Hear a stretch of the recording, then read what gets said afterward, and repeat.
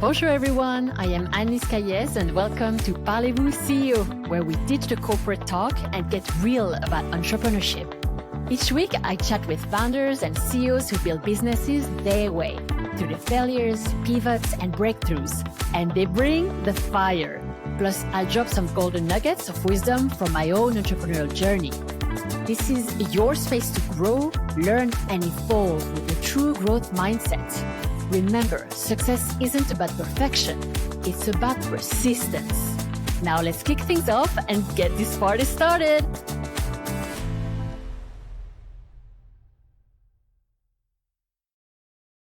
Hello, bonjour, bonjour, hello. Welcome to another episode of Parlez-Vous CEO. My name is Anne-Lise Cailliez and I am your host. And I'm super pumped to have with me Keisha Bedell, the trauma specialist who built Cultivate Counseling and Consulting in Ohio around authentic connection, mastering EMDR, DBT, and ACT to serve clients from children to adults with her signature down-to-earth, culturally competent approach. Keisha, it is a pleasure to have you on the show today.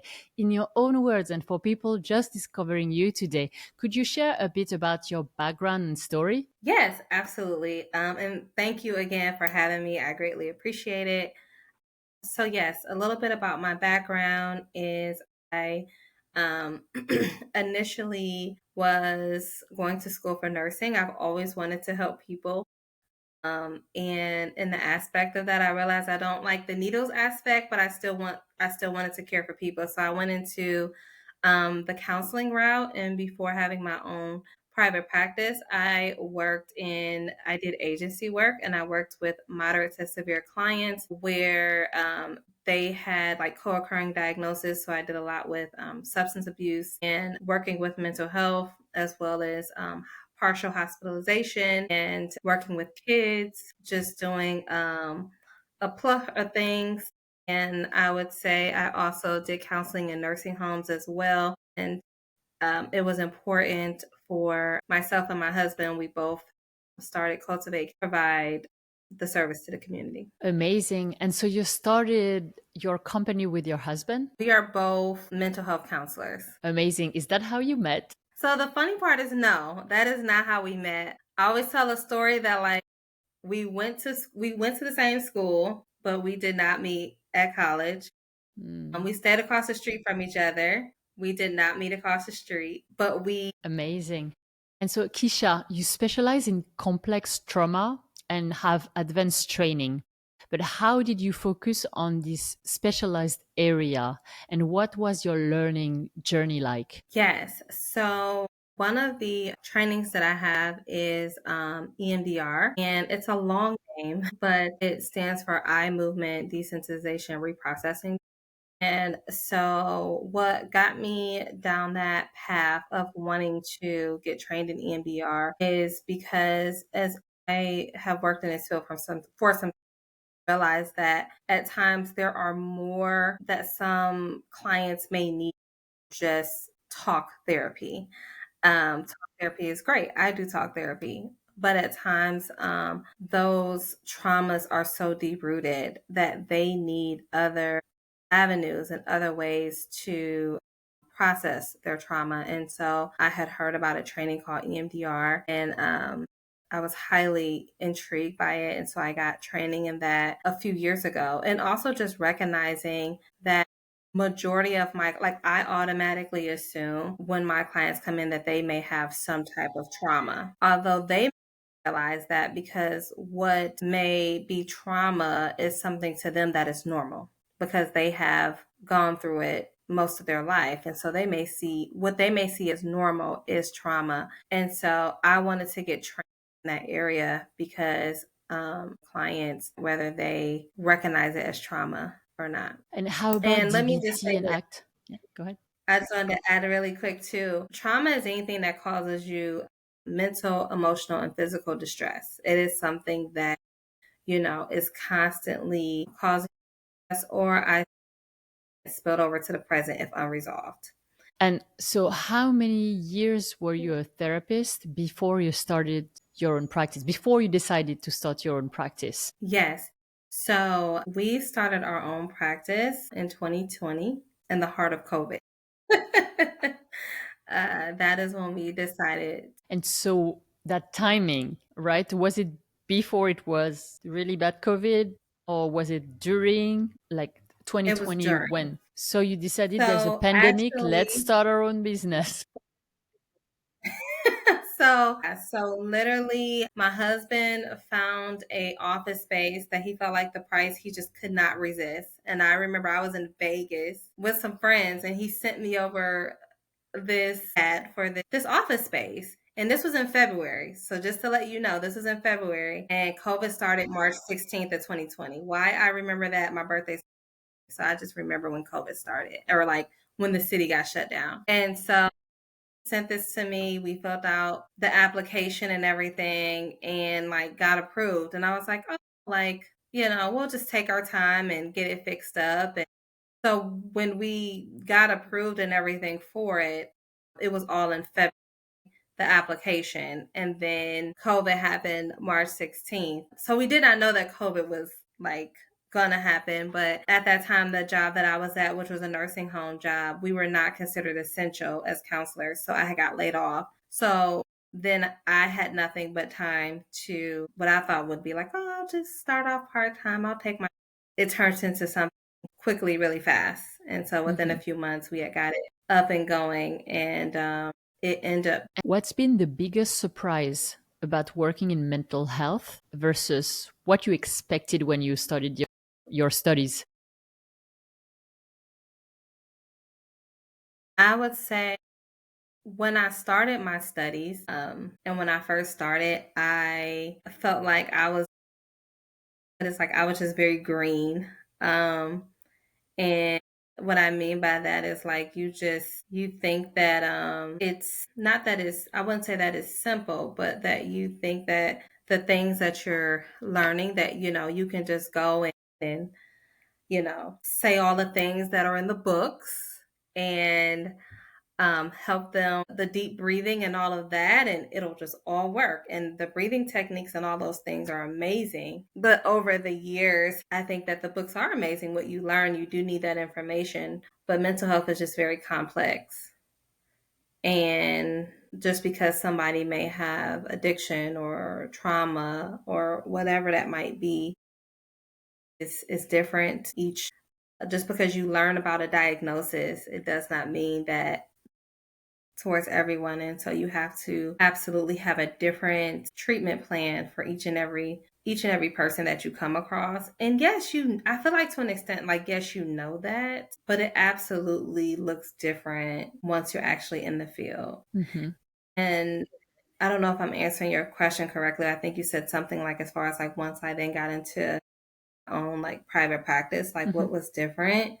I think what was different too is like at some of the agencies that I worked at, like I had such a heavy caseload. And it was just like I just had to get it done. Like, okay, done. You have all these clients. And once I had my own practice, like I was able to put in the time to really give that client what they needed. And not that I felt like I wasn't doing it then, but I was so overloaded, I was so overworked and not able to do that in that capacity versus now I am truly able to. And talking about workload, what do you think is a good amount of patients per week for a therapist to feel good and not overwhelmed, not burnt out? Yes, I'm laughing because I feel like my husband would say, like, don't ask Keisha this question. And the reason why, and I'm going to answer it, I'm going to give you a number, but the reason why I say that is because I truly enjoy, I really enjoy my clients. And so when we first started, I did have a nice caseload of clients, right? Um, and probably more than what I would recommend. But now I would say um, I'm like at a caseload of between like 50, oh, not 50, 15, about 15 to 20 clients a week.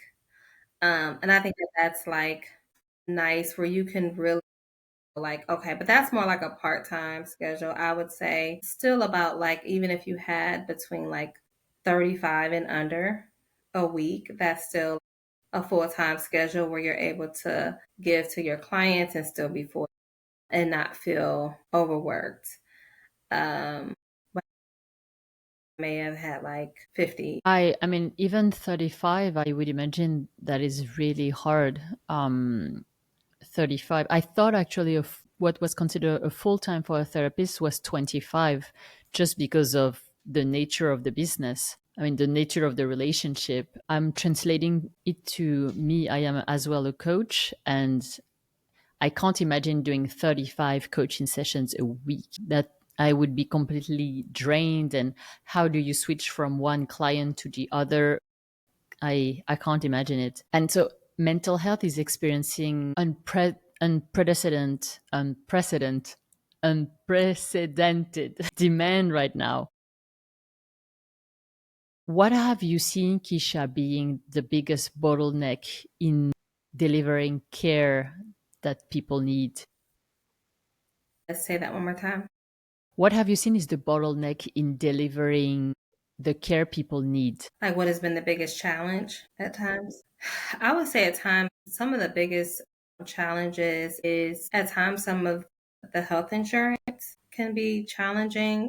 Right now, I have some clients due to just the changes being made that they no longer have coverage in therapy. And so, me offering a skill or doing some different things to be able to assist them with having services. So, that has really been a challenge. Well, I wouldn't even say this, I would say over just the past couple of months that some of our clients care, their plans have shifted.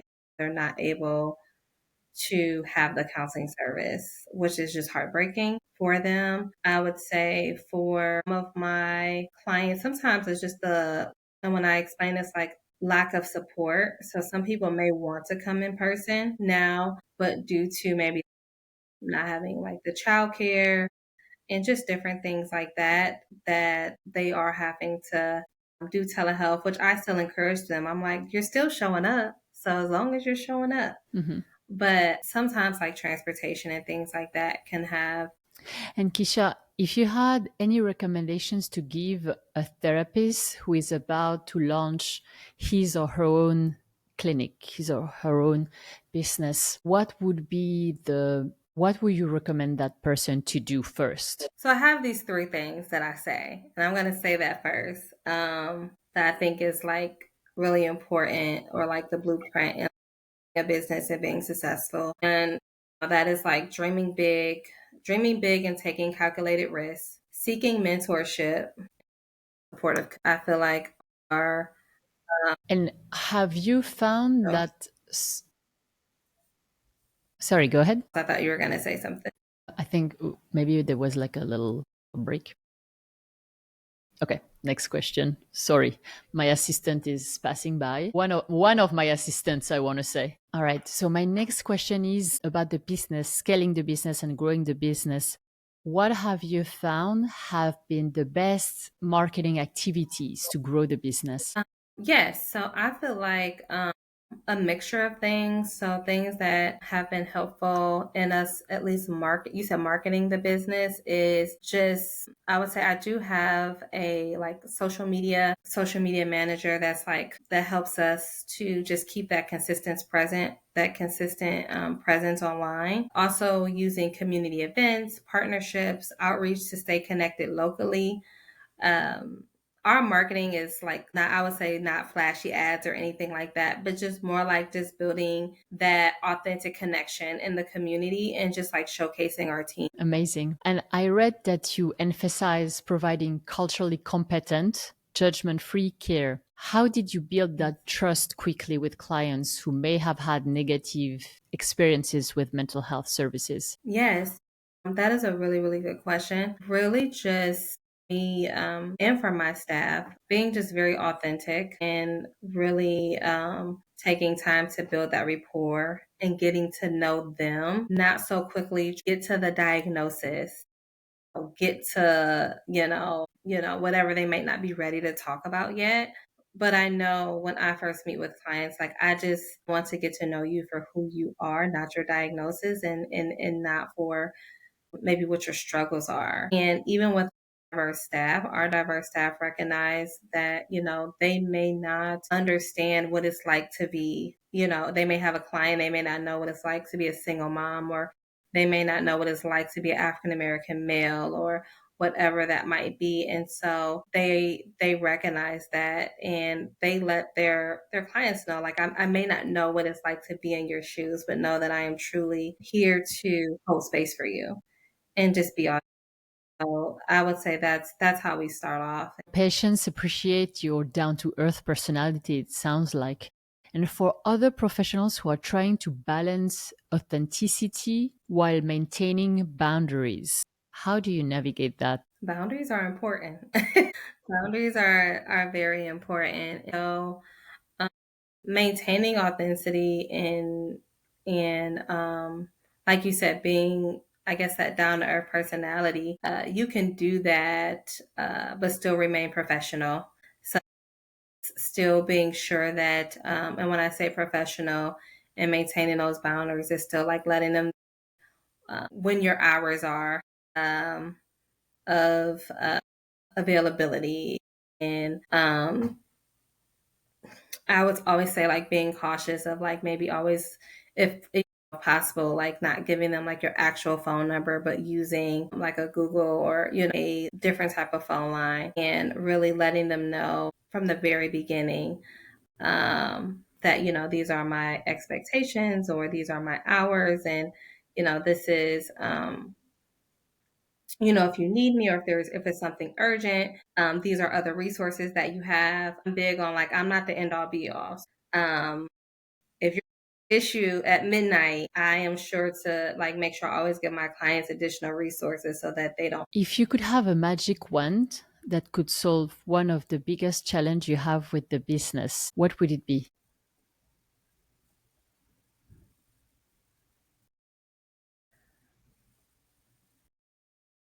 Allowing all people to be able to get services, no matter what their health insurance is, what their deductibles are, what their copay is, that they're able to be seen.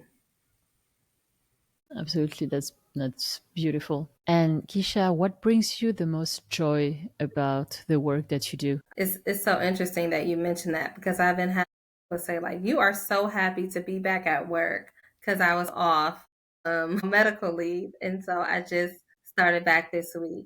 People are like, I have never seen anybody so excited at work. And so that one more time. What brings you the most joy in your career? What I enjoy most is walking alongside my and seeing the growth and the fruit that comes from them. And it's because of the work that they put in. They've just allowed me to be alongside them on this journey. But to see them walk in one way, and some may feel defeated, and just, I've heard, like, I'm here, but nobody's ever helped me, so I don't think you're gonna be able to help me. Or, I could never actually see myself changing, but I'm here to, like, some of these people now, like, wow, like, I remember when and saying this, and, like, my depression has decreased. I finished school. I'm now time job. I now have communication with the people that I thought I wouldn't be able to have communication with. Like, to be able to see things that they would do because they put the work in, I get such joy out of that. I get joy out of the challenge too. Like, for the ones that, like, I mean, they come in and they're like, why am I here? You know, I said, you made the first step, and I think I enjoy the challenge of seeing someone that think they don't have the strength or the power to make a difference in their own life, seeing them make that change. It is beautiful. How wonderful it is that you found a career that's impacting so many people. I think it's really profound. If you had to give yourself a piece of advice when you were 20 years old, what would it be?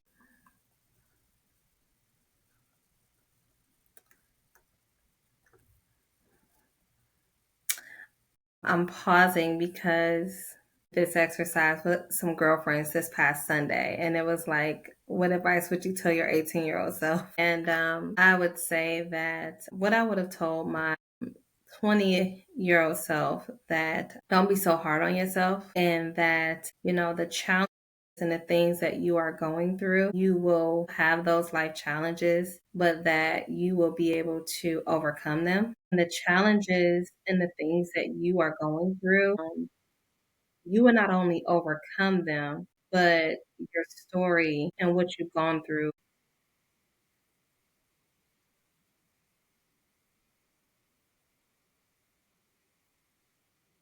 to just continue to not give up, and down to earth personality that you have, it will also.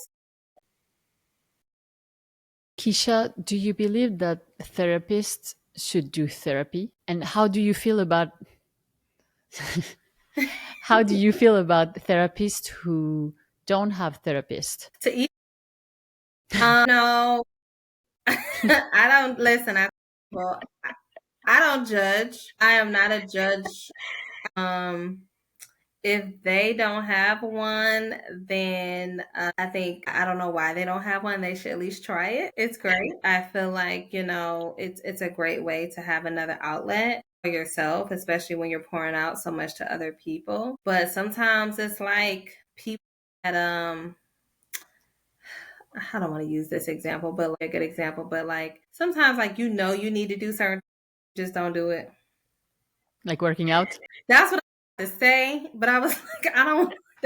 Well, that's exactly what I wanted to say. I'm gonna say like I know I need to lose some weight, but I ain't been to the gym. So it's like sometimes we may know that we need. Keisha, is there a question that you wish I had asked you? Hold on. Thinking. Sorry. Maybe what types of services? Let me. Keisha, for people who are interested in working with you and finding out more about you, could you describe a bit about the services that you're offering and where can people find you and connect with you? Yes. So we do provide mental health counseling services for individuals, families, servicing children, teens, and adults.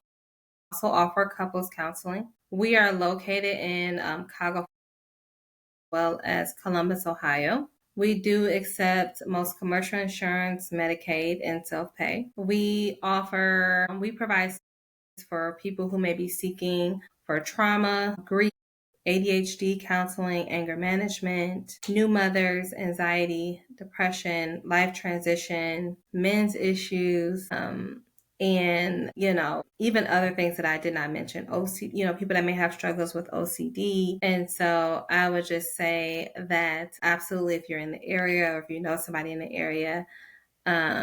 Amazing. Keisha, thank you so much for coming on the show today. It was really a pleasure to discover your story and hear your background. And I'm sure you shared so many golden nuggets of wisdom that could be really useful for our audience. It was really nice having you on the show today. And that wraps up today's episode. My name is Anne-Lise Cailliez, and I can't wait to join you again next week. Thanks for listening to Parlez-Vous CEO today. If you enjoyed the show, leave a 5-star review. It helps us keep going. And connect with us on Instagram at Parlez-Vous CEO. I am Anne-Lise Cailliez, and I know some days are harder than others. On those tough days, think back to why you started. What you're doing today matters, even when you can't see the results yet. Ideas are great, but it's what you do with them that counts. Find everything we talked about today at parlezvousceo.com. See you next week, and you've got this.